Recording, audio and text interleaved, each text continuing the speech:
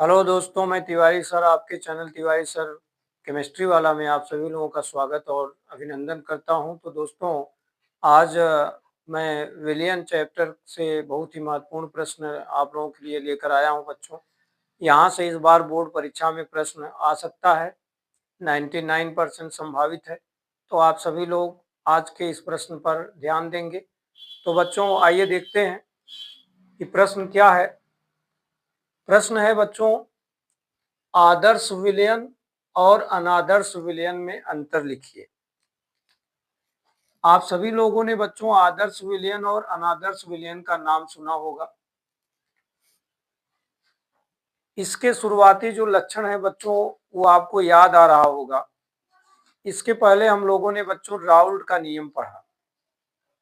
तो राउल्ट के नियम के बारे में पढ़ने के बाद यह हेडिंग आपके सामने आता है कि बच्चों आदर्श विलयन क्या है और अनादर्श विलयन क्या है। तो हम लोग ये कह सकते हैं बच्चों कि जो विलयन राउल्ट के नियम का किसी भी ताप और किसी भी सांद्रता पर पालन करता है, उसे हम लोग बच्चों आदर्श विलयन कहते हैं।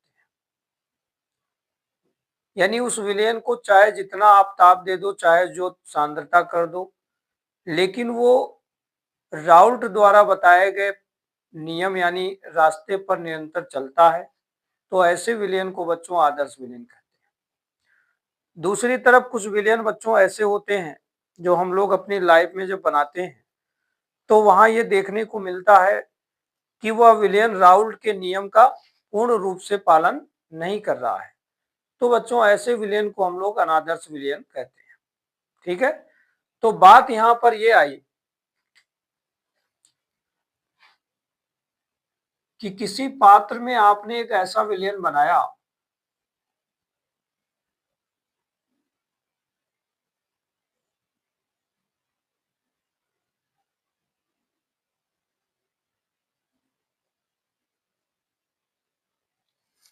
किसी पात्र में आपने ऐसा विलयन बनाया कि इसके अंदर का विलयन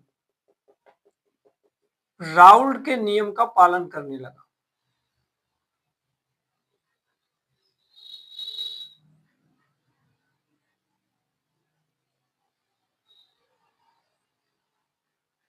अब यहां पर आप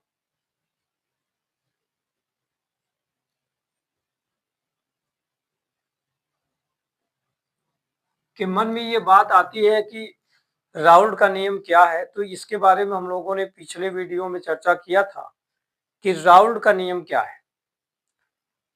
तो राउल्ट के नियम का पालन जो विलयन बच्चों करता है, उसे हम लोग क्या बोलेंगे?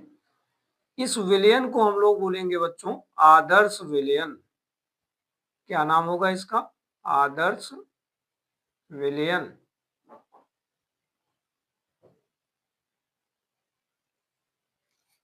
अब अगर दूसरे केस में चलें,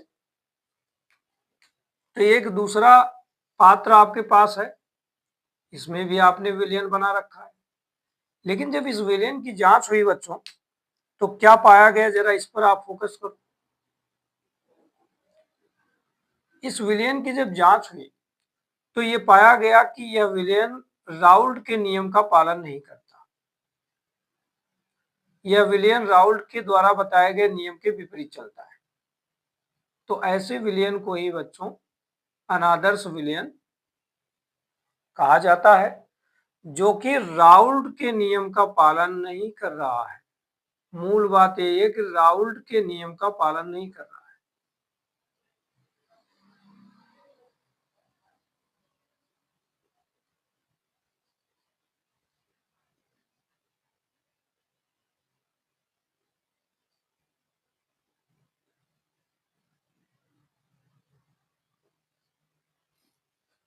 ठीक है बच्चों।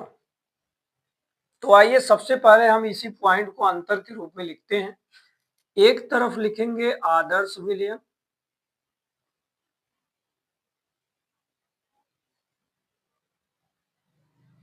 और दूसरी तरफ लिखेंगे बच्चों अनादर्श विलयन।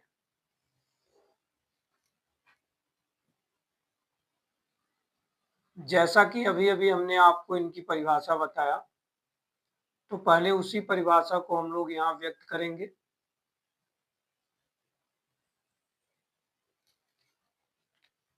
सबसे पहला पॉइंट, आदर्श विलयन के बारे में हमने क्या कहा बच्चों? ऐसा विलयन जो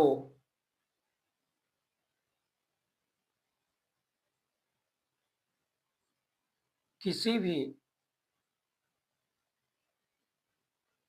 ताप और सांद्रता पर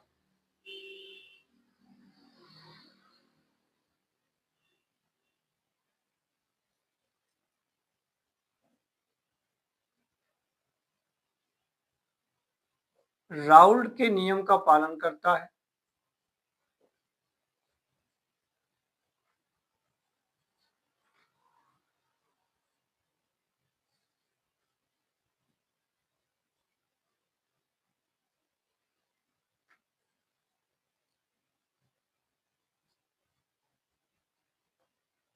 उसे आदर्श विलयन कहते हैं।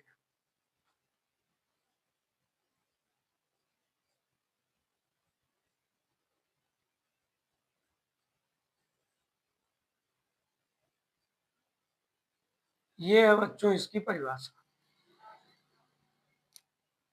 अब अगर हम लोग अनादर्श विलयन की तरफ चलें तो यहाँ सीधा आपको लिखना है कि वह विलयन जो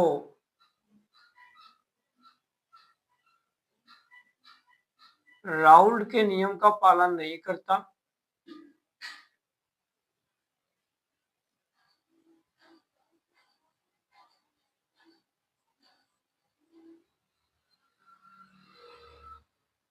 पालन नहीं करता,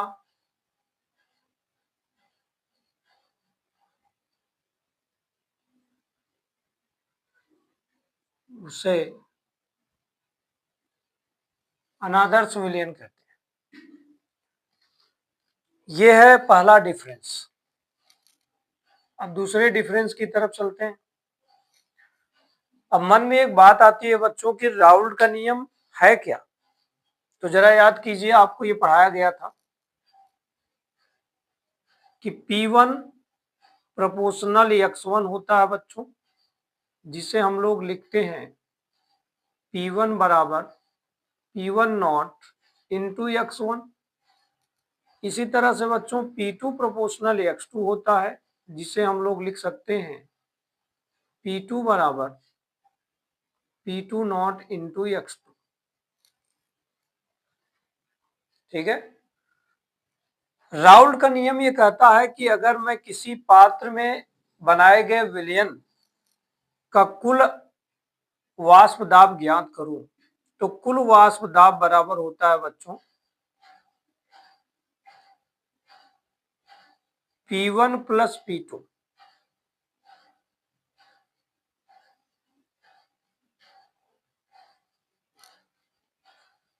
जहां पर आप सभी लोगों को याद होगा बच्चों की P1 और P2 क्या है?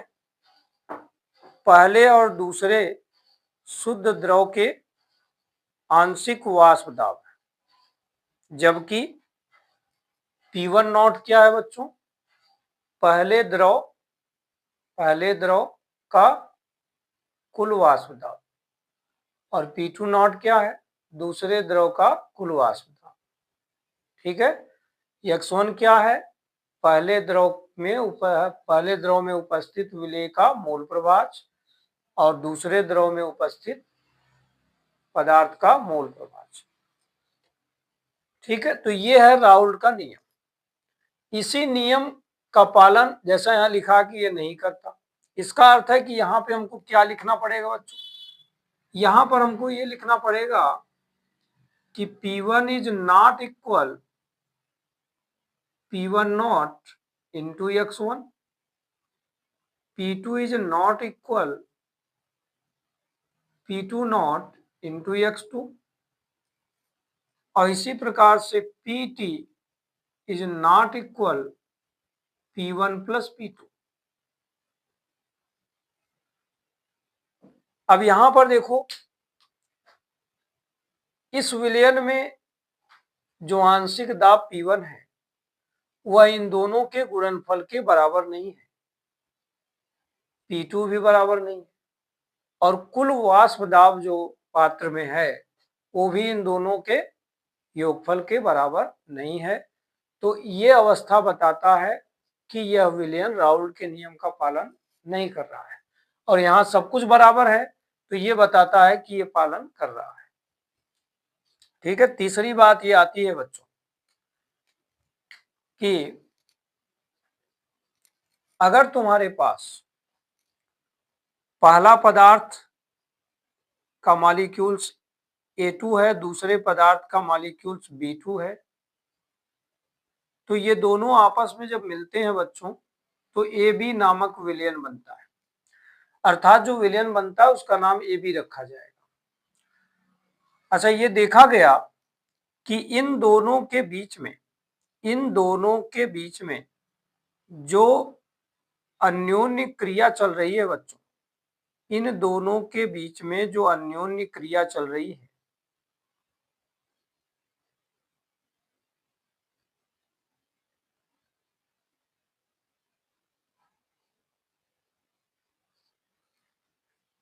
और यहां जो विलयन बना, उस विलयन के निर्माण के समय ए और बी के बीच जो अन्योन्य क्रिया चल रही है बच्चों, जांच में ये पाया गया कि विलयन बनने से पहले ए और बी के बीच में जो अन्योन्य क्रिया थी वह विलयन बनने के बाद भी उसी रूप में हमारे सामने आती है, अर्थात दोनों केस में अन्योन्य क्रिया का मान बराबर मिलता है। विलयन बनने से पहले जो था वही विलयन बनने के बाद में भी है। तो हम ये कह सकते हैं कि आदर्श विलयन में जो अन्योन्य क्रिया होती है वो समान पाई जाती है। लेकिन अगर मैं यहां पर आता हूं, ए और ए, बी और बी आपस में मिलकर जब ए बी विलयन बनाते हैं बच्चों, तो यहां पर जो अन्योन्य क्रियाएं इनके बीच चल रही हैं वह असमान मिलती है। इन दोनों के बीच जो अन्योन्य क्रियाएं चल रही हैं बच्चों, इस अन्योन्य क्रिया का मान बराबर नहीं होता, जबकि यहां पे देखिए बराबर होता है, यहां असमान हो गया, ये डिफरेंस है दोनों में। अब तीसरा पॉइंट ये आता है बच्चों कि जब आदर्श विलयन बन रहा था तो उस समय यहां पर आयतन में परिवर्तन कितना हुआ। तो विलयन निर्माण के बाद आयतन में परिवर्तन कितना हुआ। अगर मैं विलयन निर्माण के बाद उसके आयतन में परिवर्तन की जांच कर रहा हूं बच्चों, तो मुझे क्या मिलता है जरा देखिए, V2 माइनस V1 बराबर 0 मिलता है। आयतन परिवर्तन 0 मिलता है। क्यों? क्योंकि इस केस में V1 और V2 के जो मान है बच्चों बराबर होते हैं। विलयन बनने से पहले जितना आयतन था, विलयन बनने के बाद भी उतना ही आयतन है, यानी आयतन में कोई परिवर्तन नहीं हुआ, इसलिए यहां आयतन परिवर्तन हर समय 0 आता है।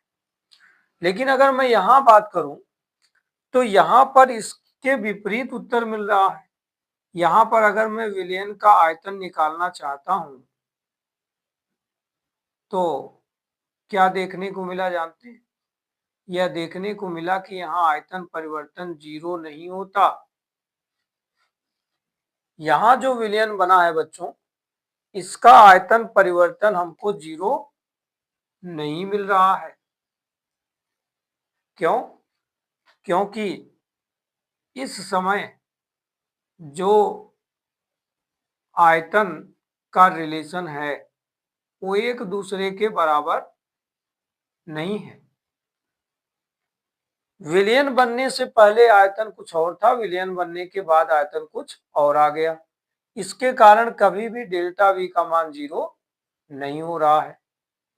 ठीक है, इसके विपरीत डेल्टा वी का मान 0 होने के बजाय या तो प्लस हो रहा है या तो माइनस हो रहा है।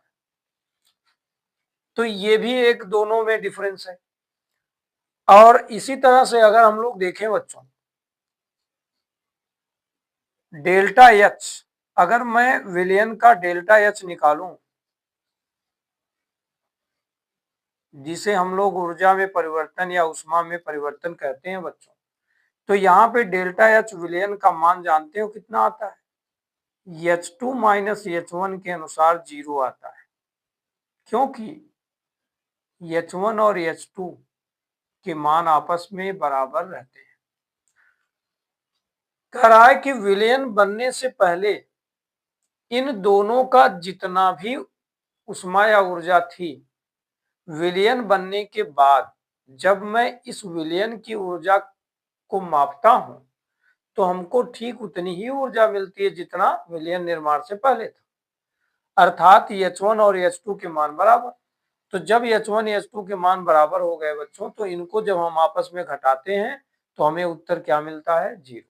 लेकिन अगर मैं अनादर्श विलयन की तरफ चलूं, तो यहाँ पे केस क्या मिल रहा है जरा सोचिए, ठीक इसका उल्टा मिलना चाहिए, अर्थात यहाँ पर डेल्टा एच का मान विलयन के लिए कभी भी 0 नहीं होता, कभी भी 0 नहीं होता, क्योंकि इस केस में जो H1 और H2 के मान है बच्चों, वो आपस में बराबर नहीं हो रहे हैं, इसलिए ऐसा हो रहा है। ठीक है, तो कुल मिला के देखो, हमने आदर्श विलयन और अनादर्श विलयन के बीच 5 अंतर प्राप्त कर लिया। अब इस अंतर को अगर आप तैयार कर लेते हैं बच्चों, तो यहां से कई तरह के जो प्रश्न हैं उसको आप हल करके आ सकते हो। सोचो बच्चों, अगर आपसे ये प्रश्न कर दिया जाए कि आदर्श विलयन क्या है, तो आप इसका जवाब इस पहले पॉइंट से लिख सकते हैं। अगर आपसे प्रश्न कर दिया जाए अनादर्श विलयन क्या है, तो आप यहां से लिख सकते हैं, यानी उसकी परिभाषा हम यहां से व्यक्त कर पाएंगे। ठीक है, दूसरा प्रश्न, अगर आपसे ये किया जाए, प्रश्न पूछा जाए बच्चों की आदर्श विलयन की विशेषता क्या है, लक्षण क्या है, तो आप के सामने देखो बच्चों, आदर्श विलयन की 5 विशेषताएं हैं। पहली विशेषता बच्चों ये है कि यह विलयन किसी भी ताप, किसी भी सांद्रता पर राउल्ट के नियम का पालन करता है। दूसरी विशेषता ये है कि यहाँ पर जो P1 का मान है वो हर समय P1 नॉट इंटू x1 के बराबर है, P2 का मान हर समय P2 नॉट इंटू x2 के बराबर है, और कुल जो वाष्प दाब है वो इन दोनों के आंशिक दाबों के योगफल के बराबर होगा। तीसरा लक्षण बच्चों यहाँ ये है कि विलयन निर्माण से पहले जितनी अन्योन्य क्रिया अणुओं के बीच थी, ठीक उतनी ही अन्योन्य क्रिया हमको विलयन निर्माण के बाद भी प्राप्त होती है। तीसरा लक्षण यह है बच्चों कि जितने भी आदर्श विलयन होते हैं उनका आयतन विलयन निर्माण से पहले और विलयन निर्माण के बाद नहीं बदलता, अर्थात आयतन में कोई बदलाव नहीं होता, इसलिए आदर्श विलयन के लिए डेल्टा वी का मान सदैव 0 आता है। पांचवी विशेषता है कि आदर्श विलयन के लिए डेल्टा एच का मान कितना आता है, तो बच्चों हम लोग लिखते हैं डेल्टा एच का मान 0 आता है, क्योंकि यहाँ ऊष्मा के मान आपस में बराबर हो गए हैं। अब तीसरा प्रश्न बच्चों आपसे ये भी पूछा जा सकता है कि अनादर्श विलयन की विशेषता लिखो, तो अनादर्श विलयन की विशेषता ये वाला पॉइंट लिख देंगे, यहां से पूरा हो जाएगा। चौथा प्रश्न तुम्हारे सामने है, आदर्श विलयन अनादर्श विलयन में अंतर लिखो। अगर ये आ गया तो आपको ये पूरा एक साथ इस तरह से लिख देना है। ठीक है बच्चों, तो इस प्रश्न को तैयार कर लेने से, यानी अंतर अगर हम तैयार कर लें, तो यहां से जितने भी प्रश्न संभावित हैं सबका जवाब लिखा जा सकता है। ठीक, तो यदि आज का यह वीडियो आप सभी लोगों को पसंद आया हो, अच्छा लगा हो तो आप लोग प्लीज़ वीडियो को लाइक शेयर करते रहिए और साथ ही साथ अपने इस चैनल के साथ इसी प्रकार बने रहिए। धन्यवाद।